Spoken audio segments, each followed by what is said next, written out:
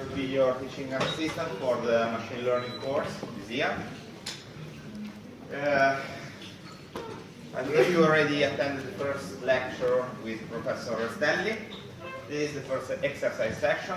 We will have roughly another 9 of them. Most of the information about the course will be uploaded on the BIP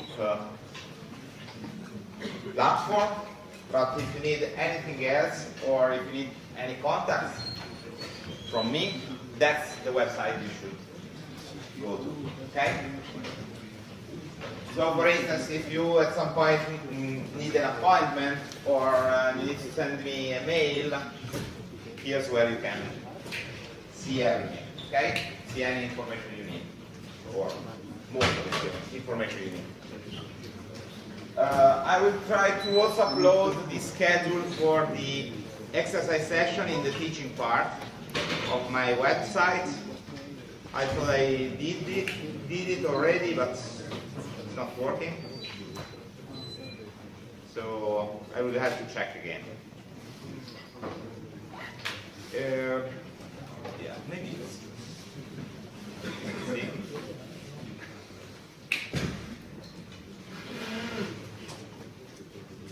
Okay. So they are somewhere, but I will add the link, more easy to reach link. Okay, so all the exercise session will be from roughly 12 and 20 to 2 o'clock. It will mostly depend on the day, but I think I will stop at 2 o'clock.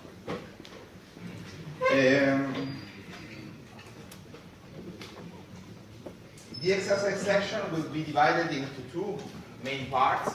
The first one will be practical exercise. So you will have to write some code and you will have to use the technique you will learn during classroom on real data sets. And this part will be held in MATLAB. If you haven't already downloaded MATLAB, I suggest you to download it and also to add some toolbox, for instance, the statistical toolbox and the neural network toolbox. I think also the optimization one would be a nice stuff. For those of you who doesn't know anything about MATLAB or are not so familiar with MATLAB, I already uploaded on BIP, let's say, brief guide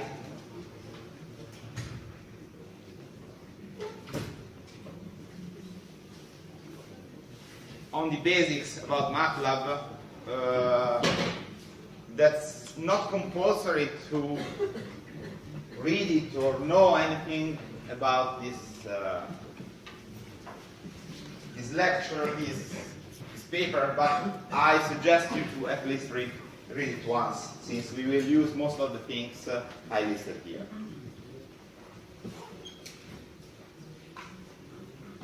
Differently from last year, the exercise session will be also required during the exam.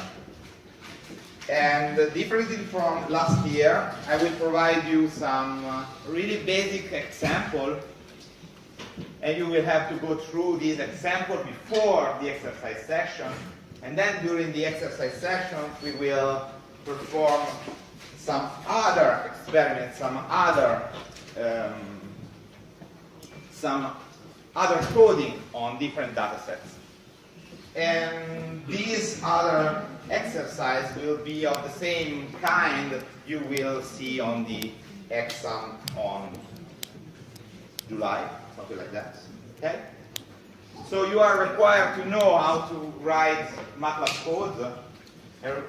Let's say few lines of MATLAB code. I'm not asking you to write 1,000 script during the exam, but I will require you to know some of the commands in some of the function in MATLAB, some of the basic function in MATLAB, also to pass the exam. Okay? And that's almost it for the practical part of the exercise section. And this will be roughly the first hour of the exercise section. After this first hour, I will go through some more theoretical exercise, which will try to make you think about what you learned during the classroom. So they will be mostly true or false questions, while the answer should be true or false, and also should include a motivation. During this course, if you answer to anything with just true or false, or yes or no, or 1 or 5, without any motivation, you will get 0 points. Okay? So every time I'm asking you a question, I want an answer and a strong motivation for that answer. Okay?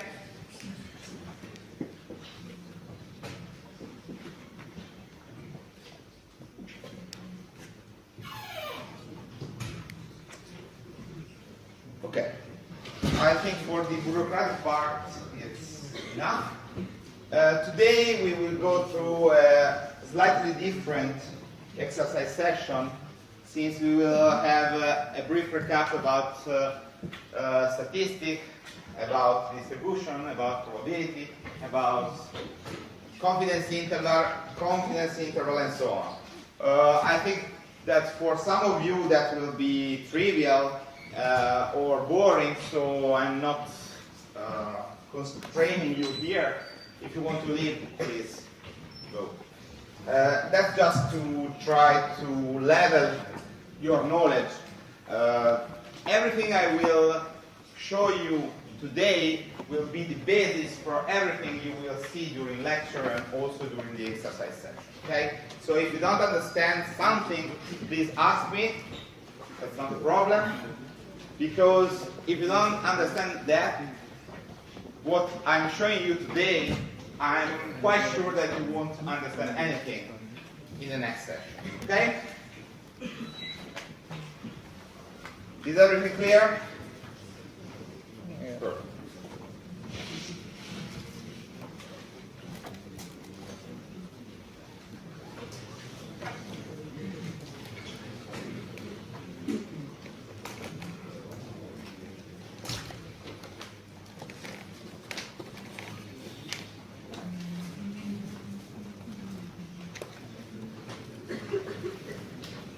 So let's start with the definition of discrete random variable. What's a discrete random variable? It's some stuff which tries to capture a process which is not completely deterministic. Okay? When you raise your arm, that's almost deterministic, okay? You just give a command and the arm will raise automatically.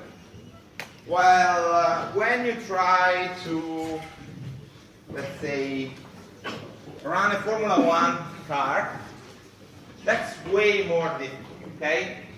You are not sure about the outcome which will be caused by your action. Let's try to use a really simple example, a really basic example. A 20-face dice, okay? So, in principle, if you know exactly the position, you know the speed, you know everything about the dice, you might be able to model how a dice thrown on a desk will behave. But that's really, really hard. So, we will try to model it in a simpler way by telling that the process is stochastic. So we do not know exactly what will happen. We will say that there is some probability that some of the event will happen. So on a 20-face dice, on the throwing of the 20-face dice, you will have many outcomes. What are the possible outcomes I can have?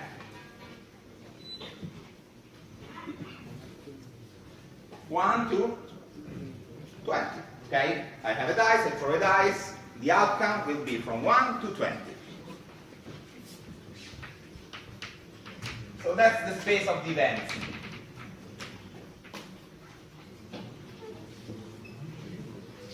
this is what might happen.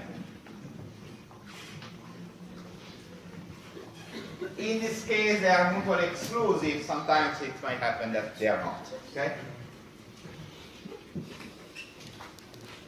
To each one of these events, we will assign a probability. What is the probability? It is the likelihood, let's say, how much is possible that this event will occur. In this case, if the dice is a regular dice, I will have exactly the same probability for each one of the outcome. Okay? So, if my random variable x is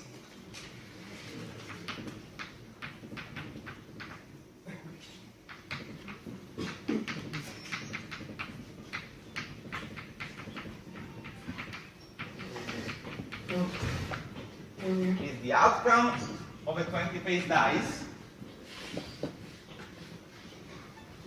I will have that the probability of an event, let's say, okay, if we want to be really precise, an event in the space of the event is exactly the same for each one of the events. And in the specific, if we want to use, let's say, the frequentistic point of view, we can say that the probability is the count of the favorable events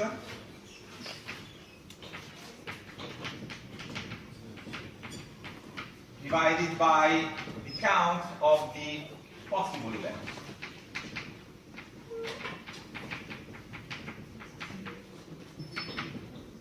So if I want a specific number, if I want a specific number to happen, I will have that the favorable events will be just one. Okay? If I want that the 3 will come out to my dice, I will have only one favorable event. While all the possible events is nothing else but the cardinality of the event set, which is 20. And this makes sense, okay? Now, sometimes I also want to compute the probability of more than event to occur. And specifically, I want to compute the probability that my random variable gets a value which is really low. If you ever played a role-playing game, you know that this is a really bad event, you know? For instance, if I get only 1, 2, or 3, I will get really unfavorable events in a role-playing game, okay? And again, we can use exactly the same definition and use the number of favorable events when it is favorable, when the outcome is less than I. Let's say less or equal than I. It's more or less the same. So for instance, let's choose I equal to 3.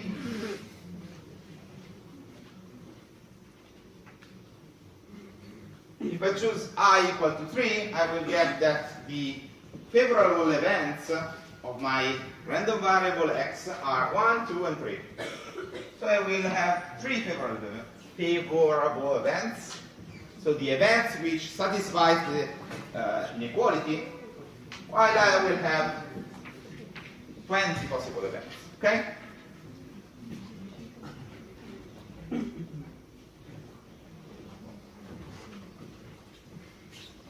In the probability theory, this is called the probability, while this is called the cumulative function. Let's try to generalize from this example and put here I. Here I will have I, okay?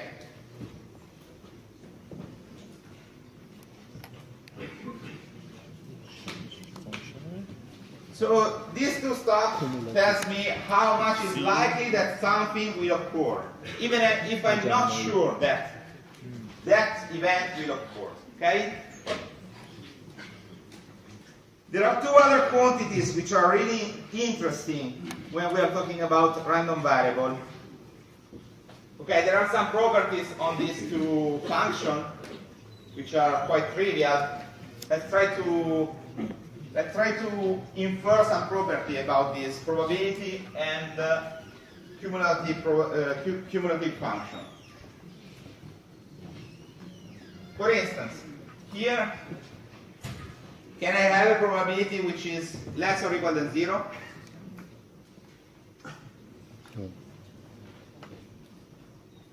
If an event will not occur, it will have favorable events equal to 0, and so I will have that the probability is 0. So it is not possible that the probability of an event is less than 0.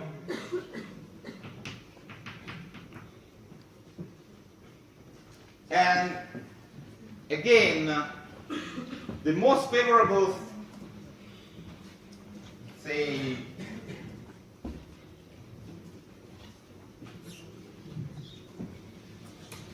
an event which is most likely to occur cannot occur more than 1. For instance, if I'm telling you that over this set, the probability of x equal to 3 is equal to 1, that means that I have a dice whose outcome is always equal to 1. And I cannot add more probability to that event. Okay? The other thing is that if I have a set of events, something should happen. So if I have 20 outcomes, some one of the outcomes should occur every time I throw a dice. So this means that if I add all the probability of all the events, I will have that the probability should sum up to 1. Okay? This is because otherwise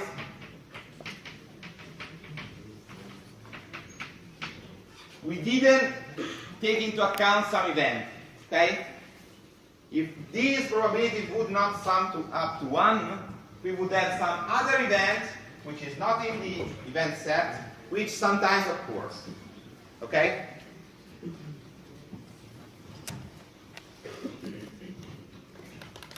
If we check about this other function, we will have some properties which will derive from the probability function, which are similar. Again, each one of the probability cannot be less than 0. So this probability, which is somehow the sum of this, this probability of this function, which is somehow the sum of the probability function, cannot be less than 0. Let's call it f of f1.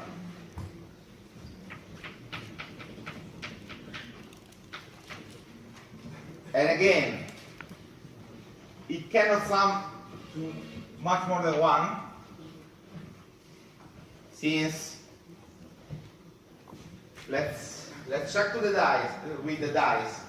The highest value I can put here in I is 20. Okay? And with 20, I will get that I will have a cumulative function equal to exactly 1. Which is exactly as saying that I want to understand what's the probability of that the outcome is less or equal than 20. But that of course every time, okay? Every time I throw a dice, a 20 place dice, I will get an outcome which is between 1 and 20. Okay?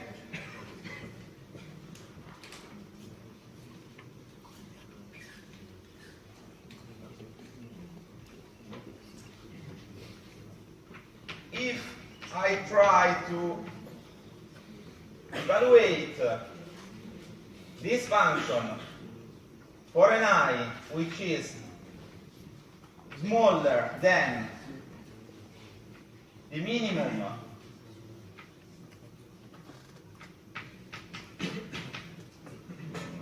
okay, let's put it like that.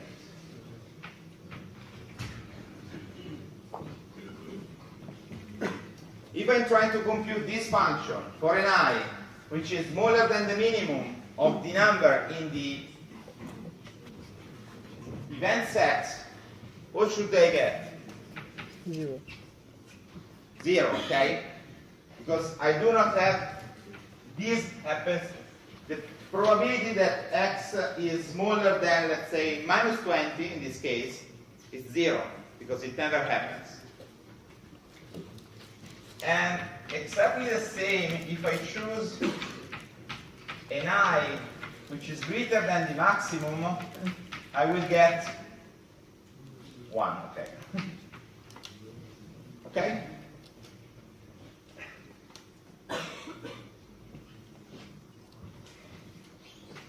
So let's draw these two functions.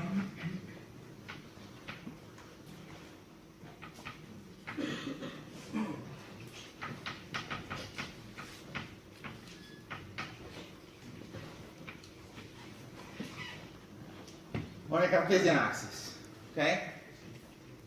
If I want to plot the probability function, what should I get?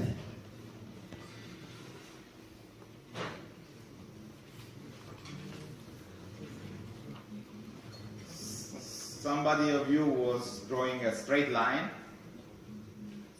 We are quite there. Okay, I will get a point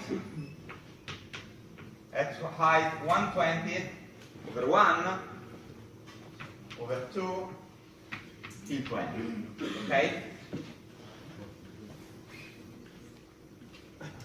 What about the cumulative function?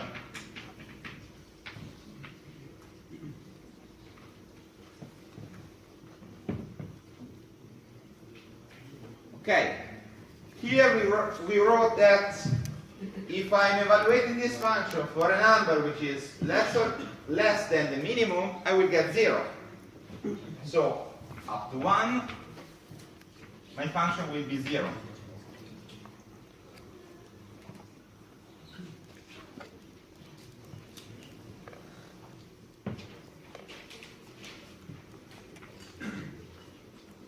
While for 20 or more, I will get 1.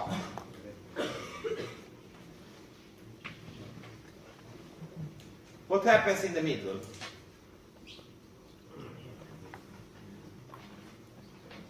I will have a lot of steps.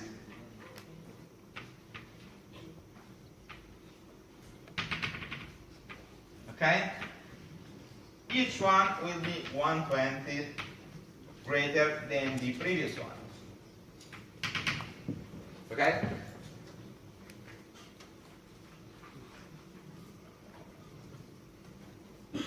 Perfect. So that's somehow the characterization of a random variable. But we have two other quantities which are kind of interesting when we are talking about random variable.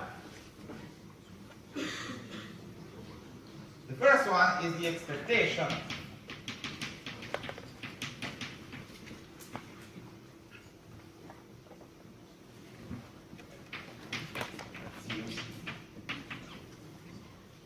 And the expectation is none less but the summation over all the possible events of the value of the events multiplied by its probability.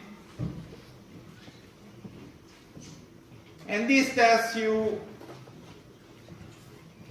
how much we can get on average by that event. So in this case, if we are considering the dice, the 20-face dice, here we have how much we can get by throwing repeatedly on average, by throwing repeatedly exactly the same dice. Okay? this is an average, so it means that we won't have always that value. At some point, we might ask ourselves how much this expectation is spread through the different throws. Okay. So if I throw many times, how much this value will fluctuate over time? And this stuff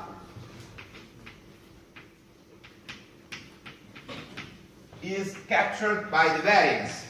The variance tells you how much a random variable is spread with respect to its expected values.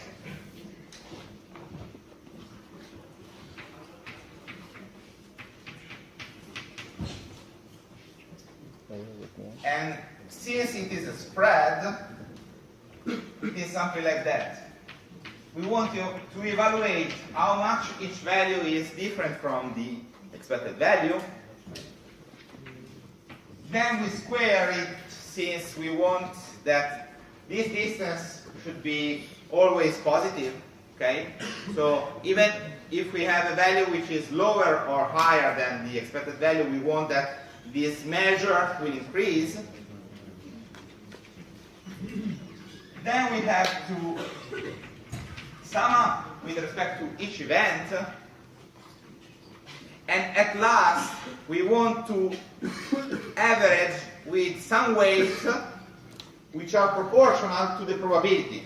So if the ith event will occur with less or more probability, we want to weight it more or less. So we multiply by the probability of that event.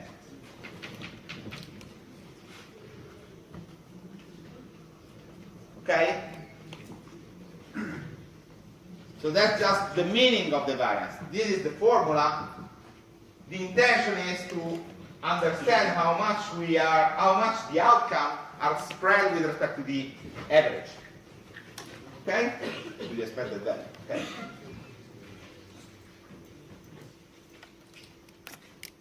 Does that make sense to you? Tell me something, please. It's completely... Did you get it? I can repeat everything from the beginning. Do you want that? No, please. Okay. Is it too simple, too hard, something? Too I need your feedback, otherwise I cannot go Too simple. along. Too simple. Yeah. Okay. It will get a little bit harder now. Okay, so this is the definition for a discrete random variable. Let's try to do that also when the set, let's try to generalize this stuff when the set of the event is not finite. We have a continuous set of events. For instance, when we perform a measure on something and we repeat that measure, we will have that each time we will get a different measure. Let's say the length of this desk. Okay?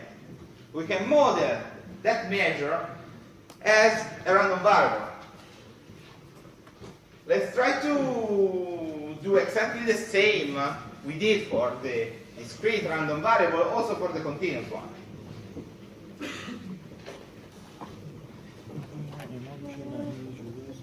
exactly. تعریف اوریانسه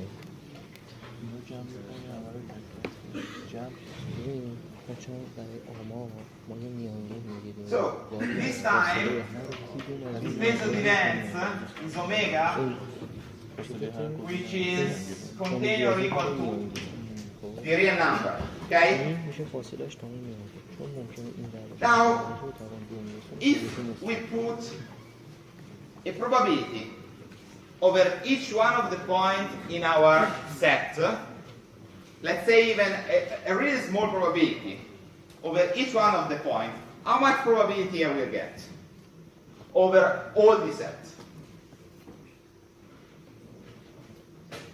So how many points do I have in R? An infinite number of points. or if you know aleph 1, number of points, okay?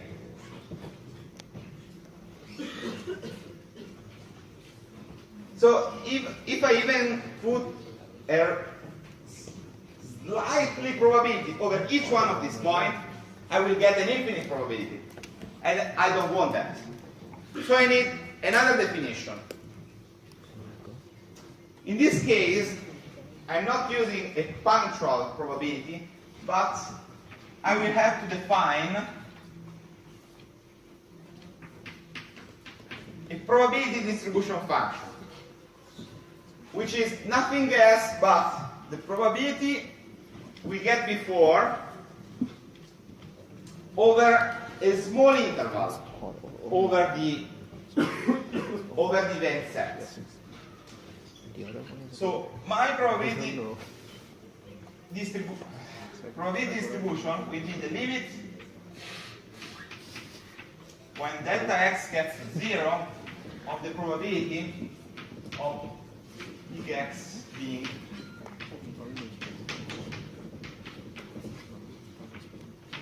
equal to surface.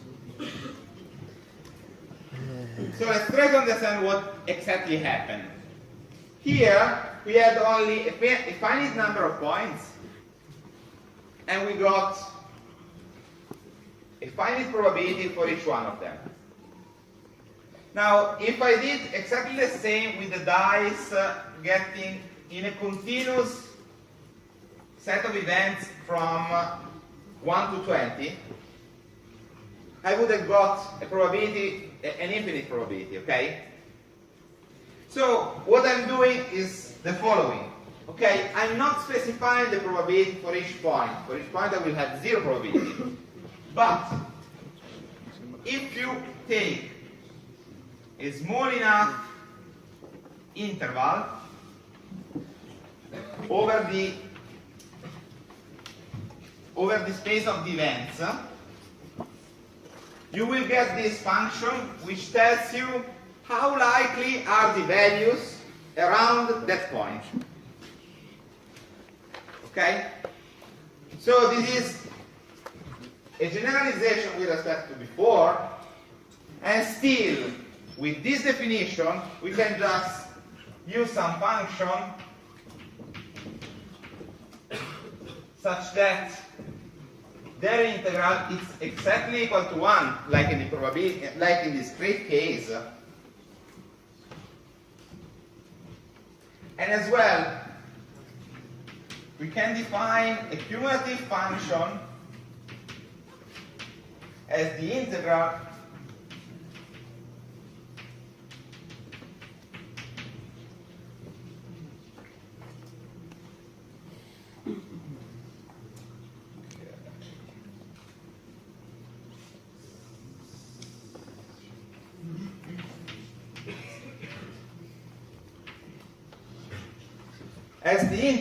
over all the points which are smaller than x prime, of the integral of the probability distribution from 0 or from all the points in our event set which are smaller than that point. Okay? And again, we will have more or less the same property also for f, since we will get something like that. Instead of having a discontinuous function, cumulative function, we will have something which is continuous, since the integral is continuous. Okay? And here, instead of having the probability, we will have a probability distribution. Okay? The idea is exactly the same. We cannot transfer everything one by one from the discrete to the continuous case because of technicalities, I would say. Okay? Even in this case, we can define the expected value and the variance. Again, we will have to substitute what's the integral, what's the summation with the integral. So we will have that the expected value will be nothing else but the integral over omega of x f of x with x. Okay? Again, x are the value for my random variable. F of x will have exactly the same rule as the probability in the discrete case. And in the same way, we can define the variance of our random variable.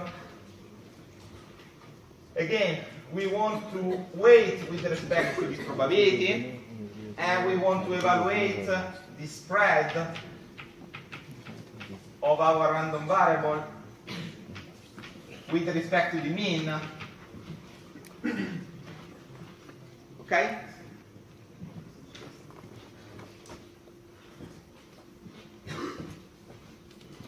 Let's try to model a really simple random variable.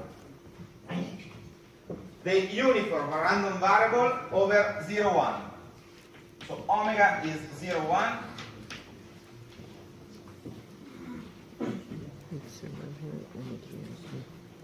Let's try to understand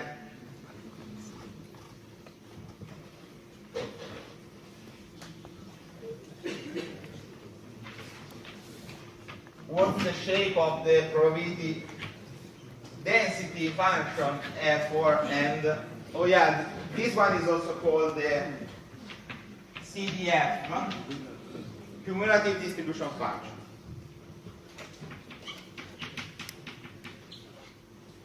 Okay, so it's between 0 and 1,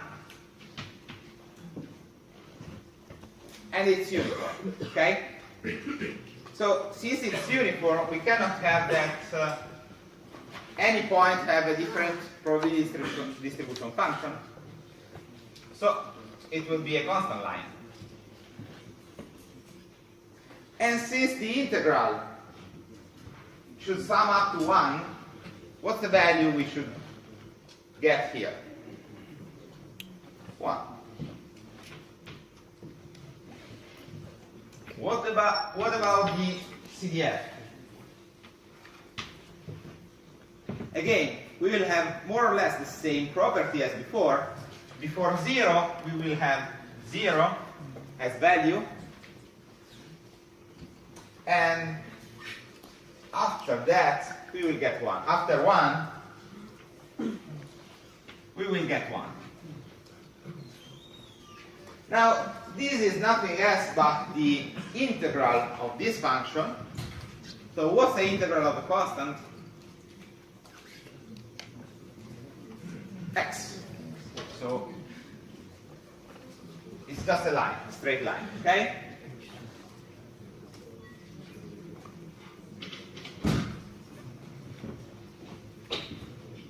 Exactly as before.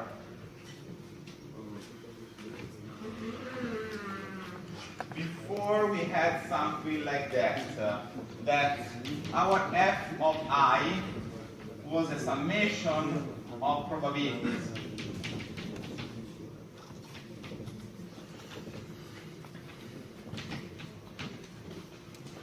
Even in this case, we will have that this one. Okay, that's the definition.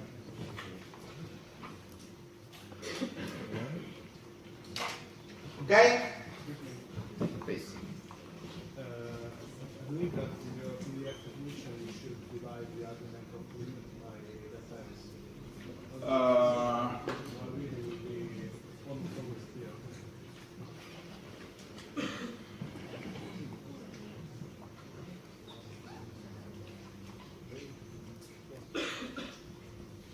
It makes sense. I'm not sure.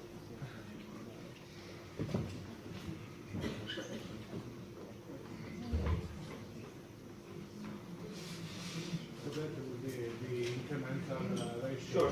of the CDF. Sure. It has exactly the meaning as a derivative, so yeah, makes sense. Okay, thanks.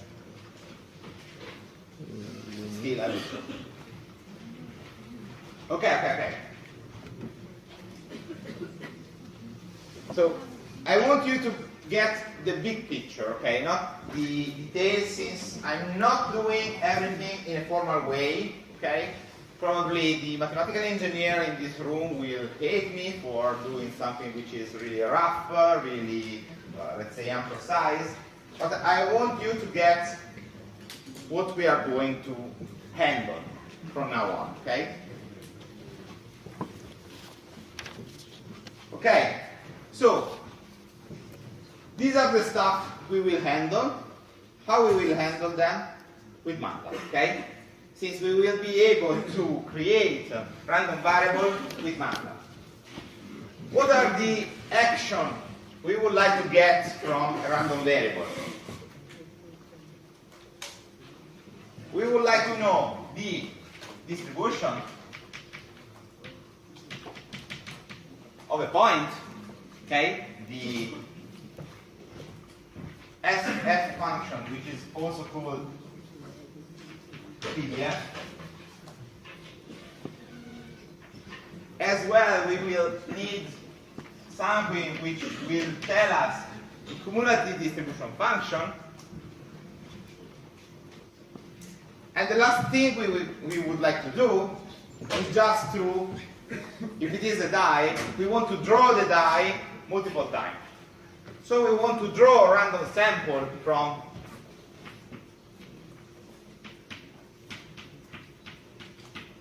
our random variable, okay?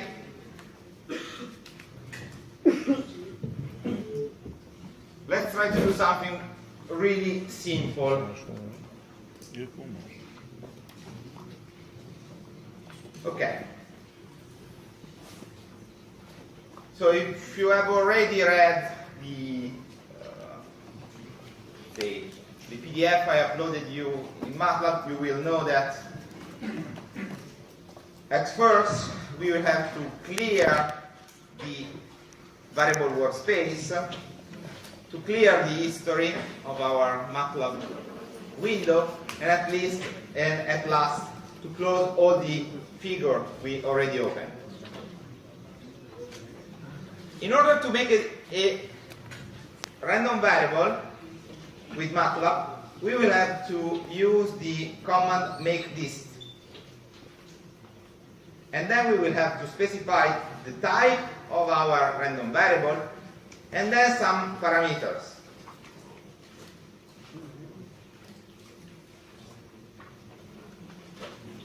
Okay?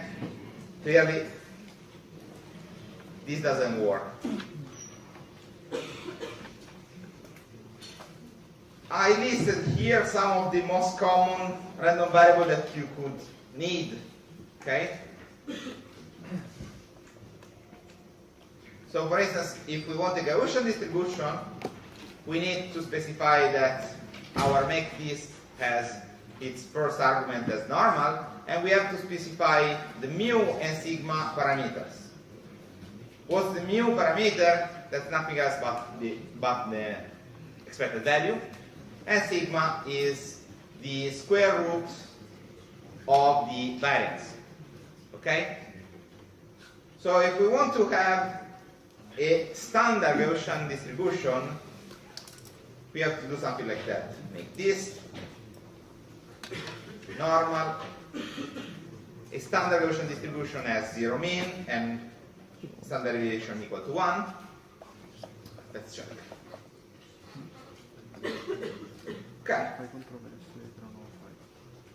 Here we have an object, which in MATLAB tells us that it has expected value equal to 0 and standard deviation equal to 1. If we want to check the probability distribution function, so the small f of our random variable for a specific value,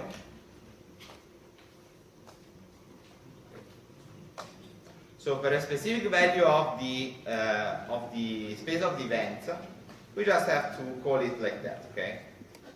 X.pdf of. For instance, what should be the outcome of x of pdf of 0? since this distribution is exactly symmetrical with respect to the y-axis, we will get exactly 0.5. Okay? Oh.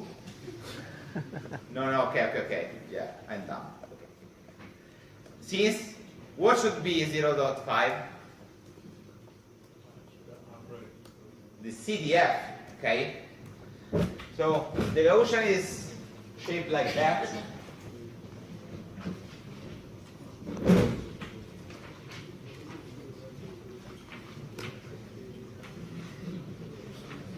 The standard Gaussian is shaped like that.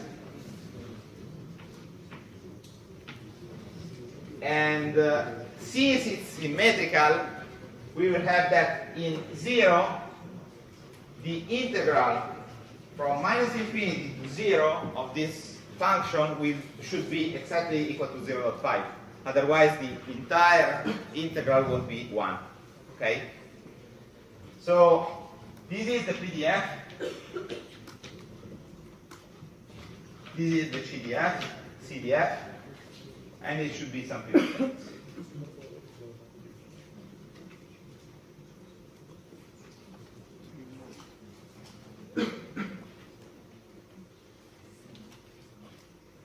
Should be a class. Okay? This should be 1, this should be 0, and this should be 0.1. Let's check if I'm wrong again or not.